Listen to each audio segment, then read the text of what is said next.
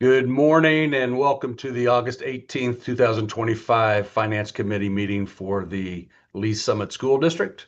We'll begin with item 1.01, contracts $15,000 and less. Number of items on this list pertaining to the start of school, wrapping up maybe just a few things from the summer, but also planning actually for some activities even next spring with the state track meet on here as well, reserving some room. So are there any questions about items that are on this list?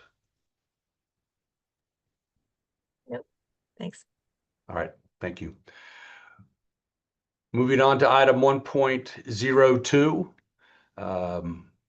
It's a short list, and we're going to actually cover, I believe, everything that's on this list throughout the agenda. But this information is always available to our board and to our community in this format. So we'll move on through the agenda items.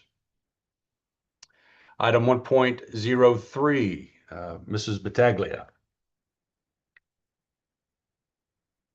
Good morning, everyone.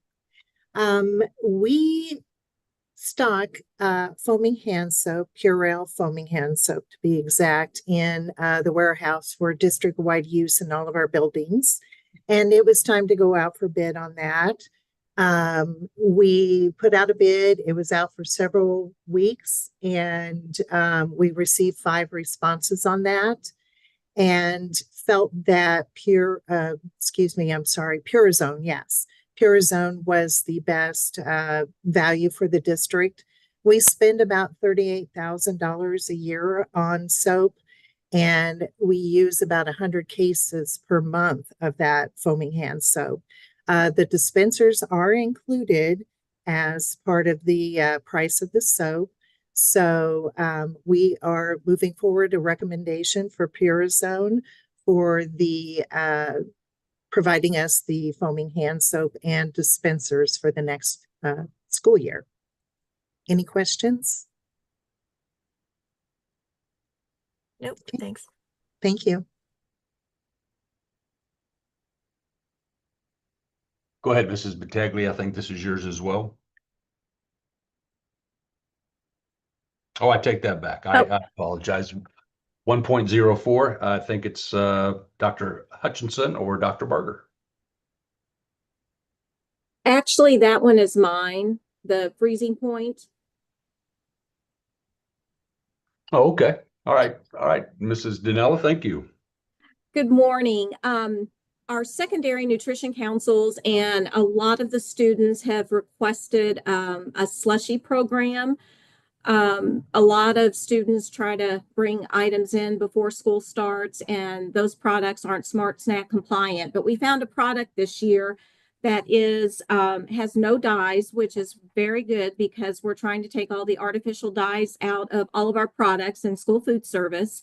And it's all natural ingredients. It's 100% juice, and we will make a good profit margin on it. And they provide all the machines, they provide maintenance, and this product, it doesn't need hardly any labor. It's basically mixing the product with water and putting it in the machines, and the machine does it, does the freezing. So we're just asking for board approval to be able to do this contract. Any questions? Yeah, I noticed it says it's going into 6 schools. What's the 7th school that isn't getting it?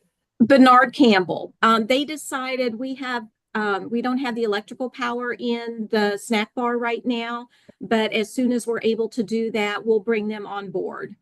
Okay, gotcha. And then I noticed that there was like an estimate for profit. So is it something where the district will make a profit immediately, like as soon as you start selling them, or is Yes. there a break-even point? No, there's no break-even point. The Okay. minute we start getting in that product, a 12-ounce serving, we are going to, that's our cost is about $1.15, and we're going to sell it for $2.50. Okay. Thank you. Appreciate it.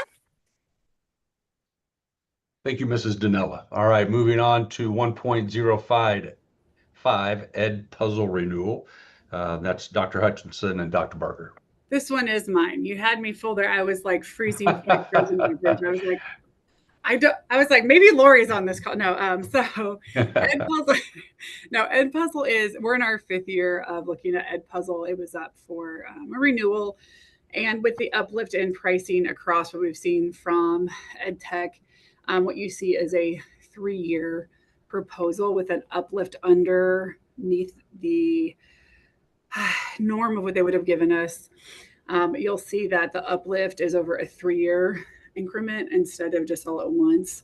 But within that, so Ed Puzzle is an online platform that basically makes any sort of video interactive. So teachers can create voiceovers over it, stop and do questions, insert comments, allow for questions back. So basically turns just a normal video actually into like an individualized experience. And you can actually use that for formative assessment as well. We've seen really high usage over the last 5 years. They've started to make more what they call premium content.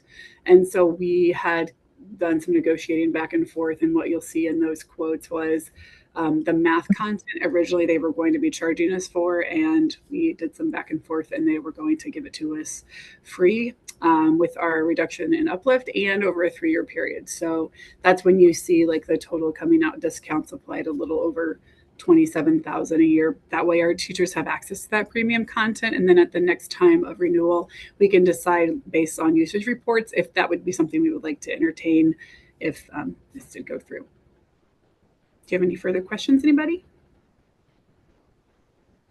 No, but you just raised one for me when you said that. Sure. So how do you communicate out to the teachers that this premium content is available? Do they know about it, or is it like right there for them? It is right there for them. So last year there was some premium content we didn't have as part of our packaging, and the teachers got a block that said this is premium content. But then also the instructional technology specialists who are in our team, we use Ed Puzzle quite a bit, and so teachers enjoy Ed Puzzle, so we have quite a bit of usage. But then they also get notifications from that. We actually have like some of the highest Ed Puzzle users in the state of Missouri in our district. So we find that it's really nice for some of our asynchronous learning as well. So it really benefits our kids, and not just in the classroom, but in those asynchronous environments as well. Thanks. Yep. All right, thank you, Dr. Etchison. Moving on to 1.06 Touch Math for elementary special education. Dr. Mathis or Dr. Barger? Yes, good morning. We are bringing Touch Math for approval so that we can provide a tool for instruction, for specially designed instruction for students on IEPs. Touch Math is a multisensory approach, which will help us to be able to get to reach the needs of some students who do have difficulties with math, and we'll be able to use these resources. Touch Math has actually been around for a while, has been used in some classrooms, but we haven't had it as a systematic approach across the district. And so we're looking forward to be able to bring that in addition to having access to the core resources and other interventions that are available in the district. I've got a question. So, how does this pricing compare with the pricing when you were using it on a smaller scale? Like, does it scale? Is it about equivalent or? Yeah, so we actually have not purchased Touch Math as like a district resource in a very long time. So when I say it was used on a smaller scale, that means some teachers still had some materials in their classroom, and so they were using them to kind of supplement what was happening in the classroom and address IEP goals, but they didn't have like all of the resources to be able to use it in a systematic way.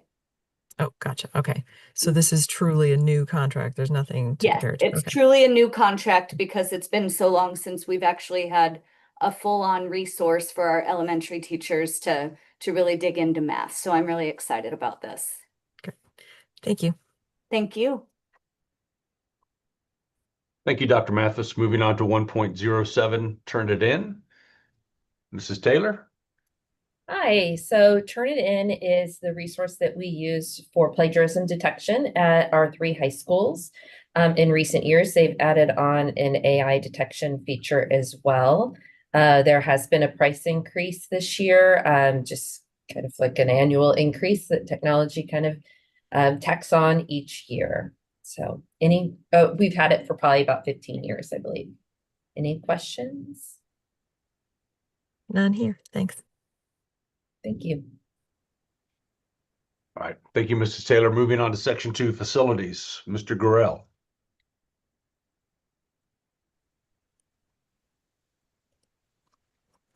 Thank you. I've got 2 items today to present. The first one is a contract with American Digital Security. They currently are the contract holder for us for installing and managing all of our security systems in the district. In 2020, the board approved a contract for them to also provide that monitoring service. So this agenda item is to renew that contract for another 3 years.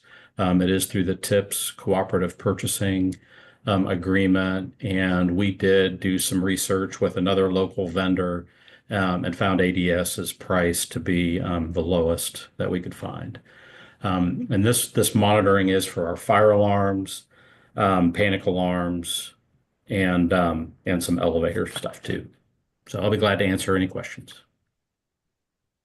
None here. Thanks. Okay. The next item is a design contract for Benchmark Roof Consulting. We have a contract with them as a renewal contract for them to provide roofing services related to designing our projects, doing our roof management plan, as well as doing on-site observation during the construction process.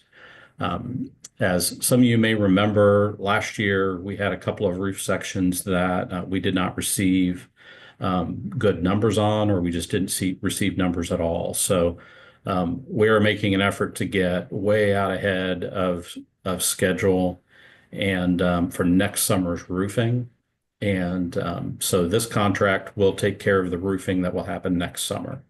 So we are rebidding a couple of the sections that we didn't get good numbers on for this year. And then we're adding in additional work at Summit Lakes and then also the roof at Lee Summit Elementary. So expect a contract for construction. We're going to go out to bid probably in the next couple of months, and we expect a contract for the construction portion of this to come to the board either in November or December. So I'll be glad to answer any questions. I think you might have just answered my question, but just to clarify, so you used Benchmark in the past and you're using them again for this, and then you'll go out to bid for the actual construction work, right? Is that right? Right. You can think of Benchmark as like our architect or our engineer. They're actually a professional engineering company. And so they will serve as our designer for the construction project for the roofing. So they'll put out the bid documents, and then we will award a contract for the roofing contractor later in the fall. And so how does this pricing compare? I mean, obviously time has passed, so there's probably inflation, but how does this compare with when we used them in the past? We do have a contract that is based on a percentage of construction cost. I can tell you, though, that they have been giving us a lower rate than we have had in the past because roofing construction costs have just escalated so much recently. So we're very comfortable with the number that they provided and feel like it's very fair. We evaluate the man hours that they're putting into it and feel like it's reasonable for the work. Could also say that we get, I call it kind of a discount, but it's not really a discount, where a lot of our design work is done in the very beginning when they do our roof management plan. So all the roof plans are there, the deficiencies are noted. And so they have all the background information as a part of their roof management plan that helps support the design effort for these construction projects. Gotcha. Okay, thanks. Appreciate it. Mhm. All right, thank you, Mr. Grill. Moving on to section 3, finance. Dr. Herzog. Good morning.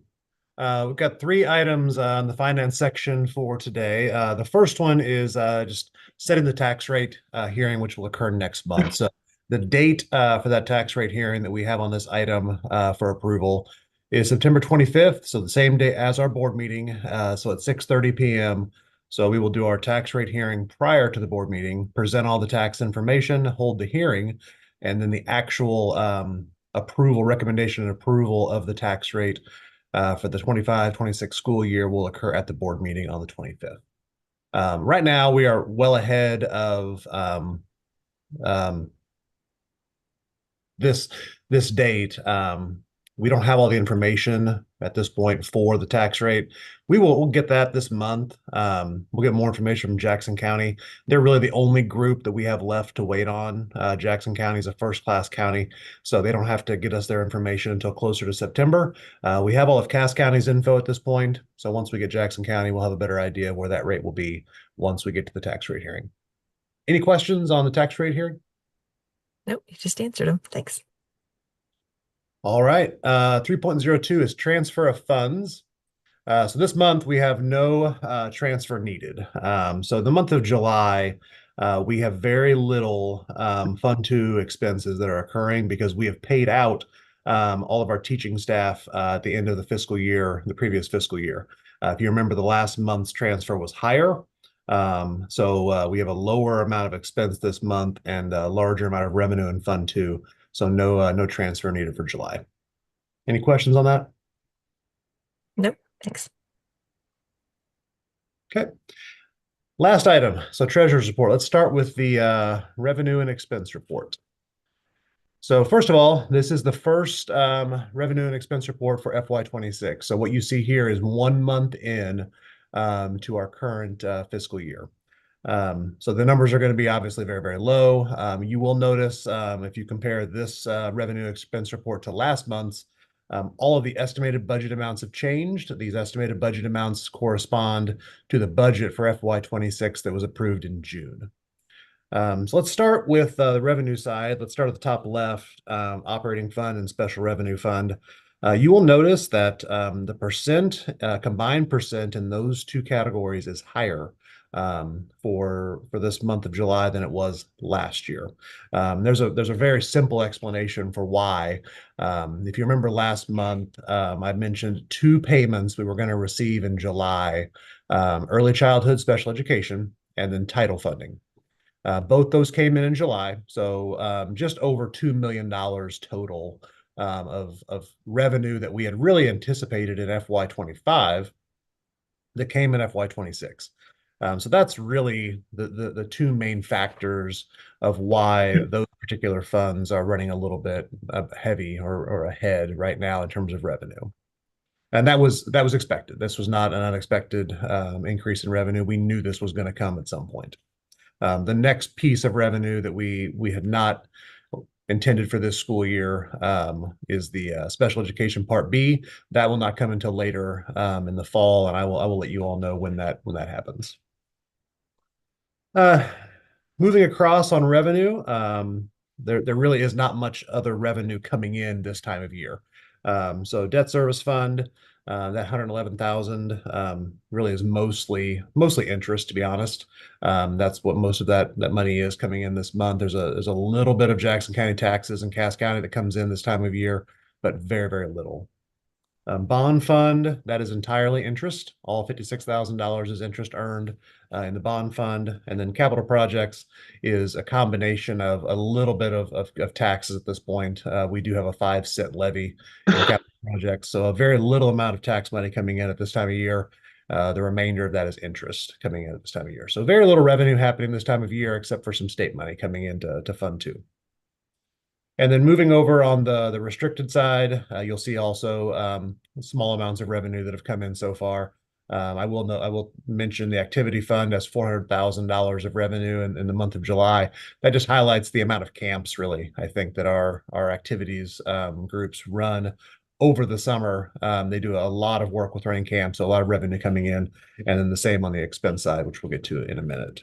And then before and after school services, they've got a little bit of revenue coming in over the summer because they continue to run those programs in the summer. Any questions on the revenue side? Sorry, Okay. I had to take my thing off of mute. Got a couple quick questions. Certainly. So next year at this time, when we see the delta again from the money that came in late in July, the 2 million, that's it's gonna flip the delta from previous year when you compare it with previous year. So how will we show that or explain that Well, in 12 months? possibly the same way that I just did now, in terms of just mentioning that this time last year we had this extra revenue that came in. But I would also just say that I cannot predict 12 months from now what we will receive and won't receive. We could be in a similar situation to what we are now. So I think honestly the best thing to do is just to monitor it and note it, so that when we get to this point next year, we can explain these same anomalies, if they are anomalies, or they might become the norm. We'll see what happens with state and federal funding.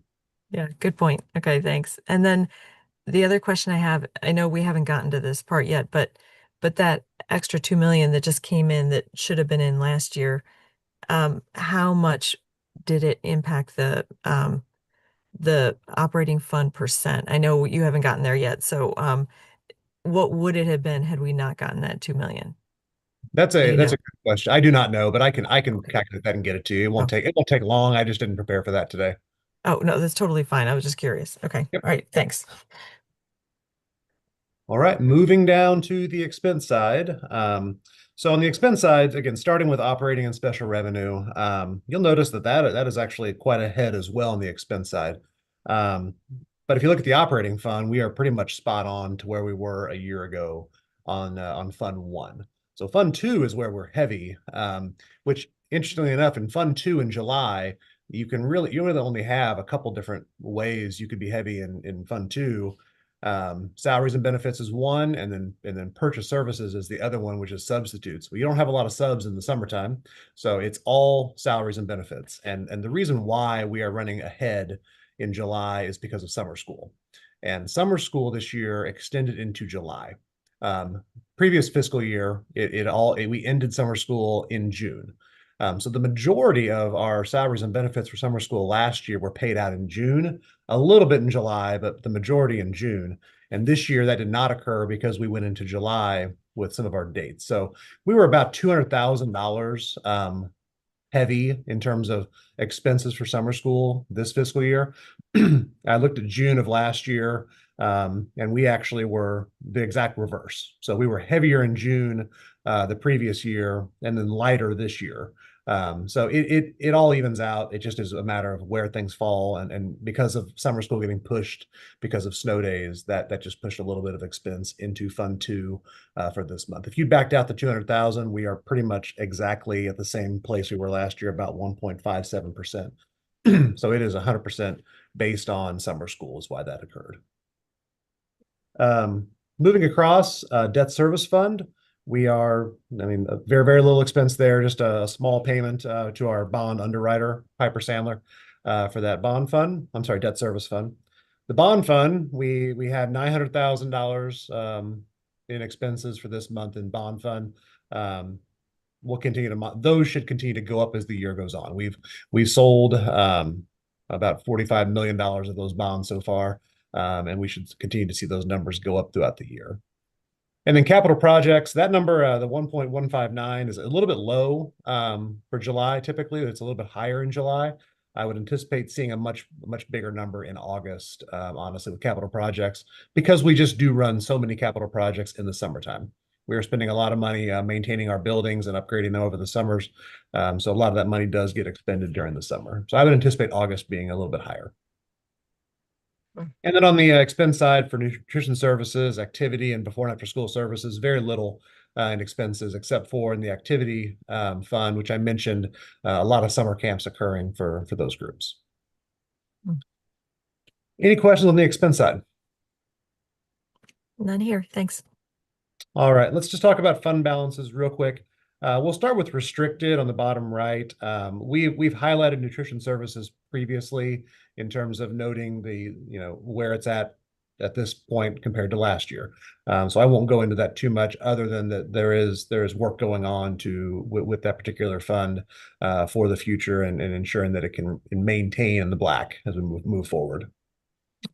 Activity and LSEF, those numbers do fluctuate a little bit year to year because of just revenues and expenses. They do stay relatively close, so there's a little bit of a difference from last year to this year, but relatively close.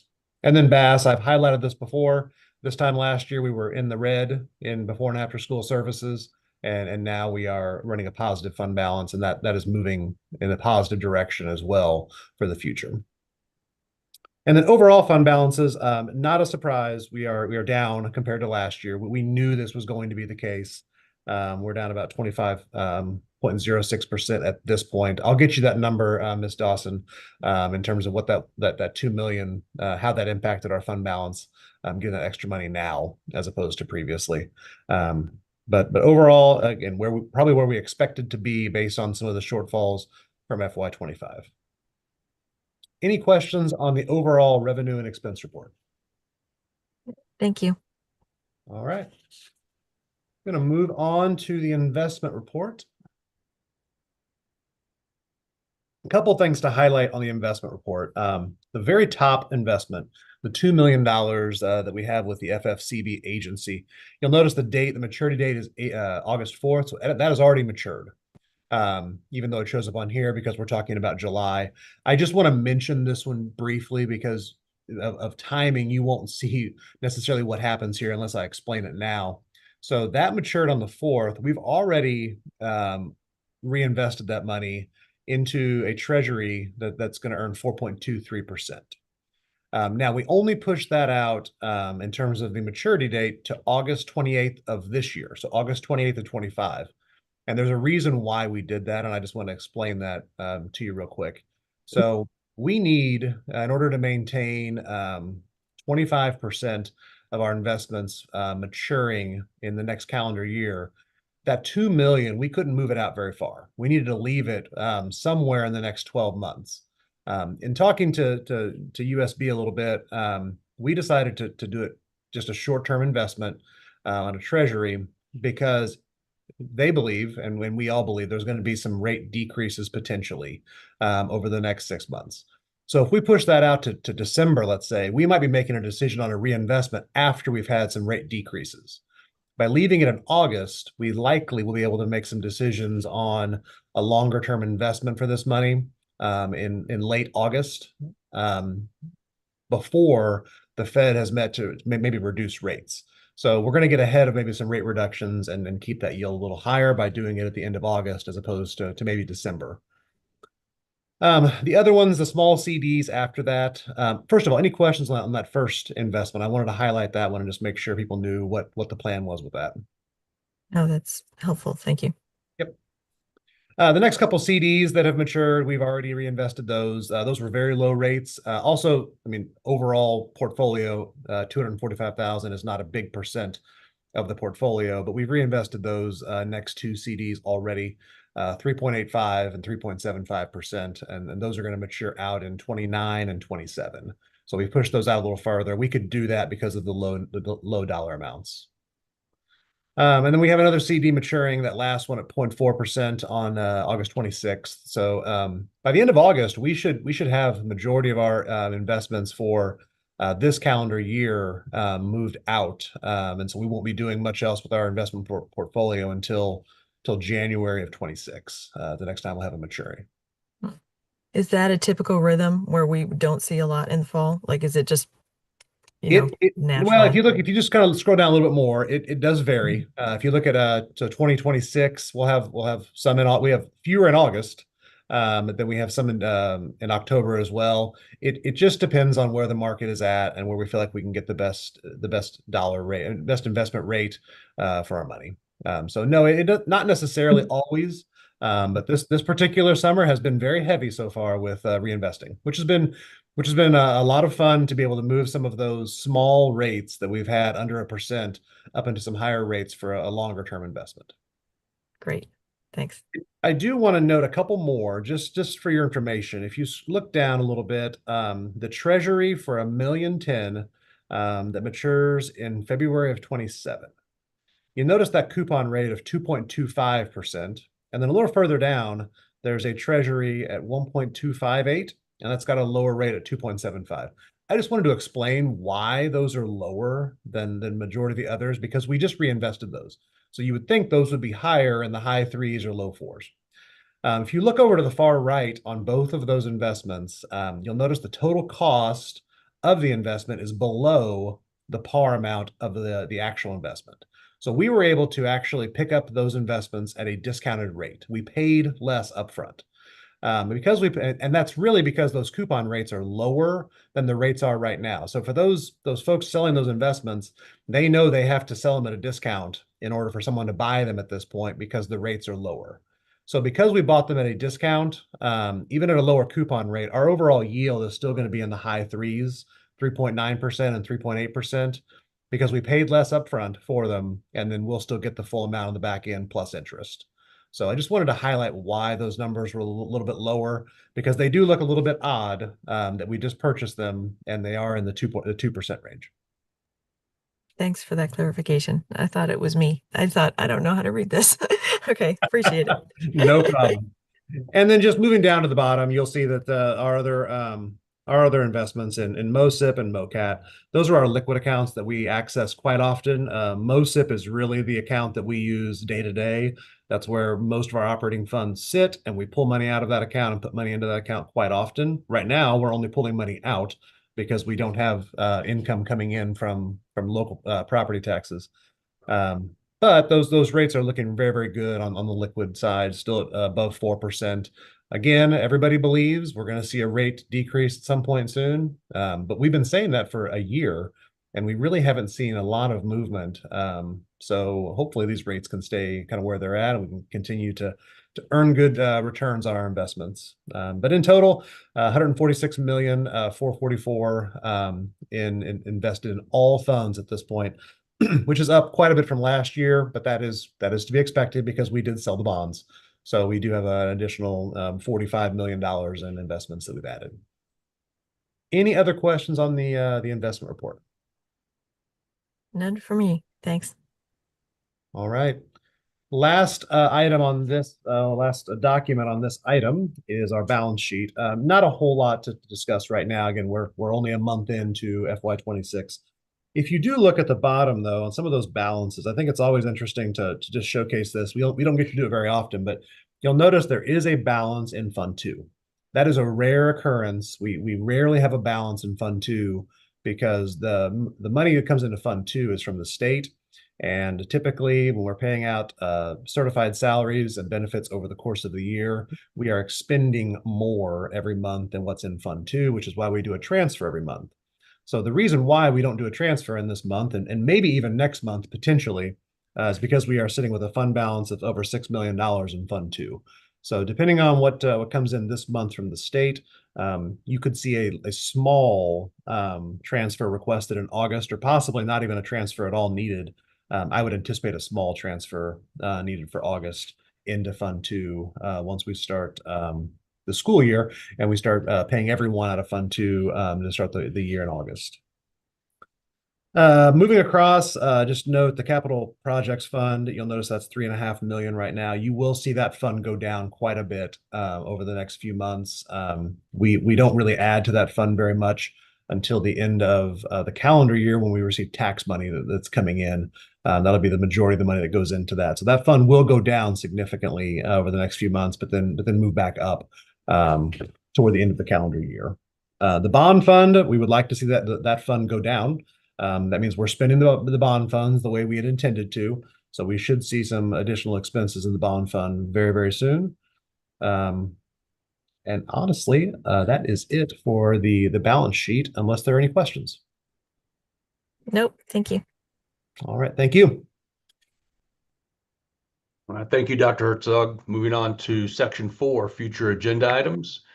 just a handful of items to highlight, projects and contracts that staff is working on. As you go down this list, you'll see some large ticket items such as the Lee Summit North HVAC replacement. We anticipate that to be north of $10 million to replace that system. We have the medical renewal that's coming up, and that's somewhere between a $25 and $30 million expense for the school district every year. And then, of course, the upcoming construction managers for the potential bond projects that we're working on at Greenwood and Pleasantly Middle School and Hazel Grove and throughout the school district. Are there any questions about any items that are on here? None here. Thanks. All right. Well, that concludes the agenda items that we have for the Finance Committee meeting, and that concludes our meeting. Thank you and have a great day. Thank you, Thanks. Dr. Shelton.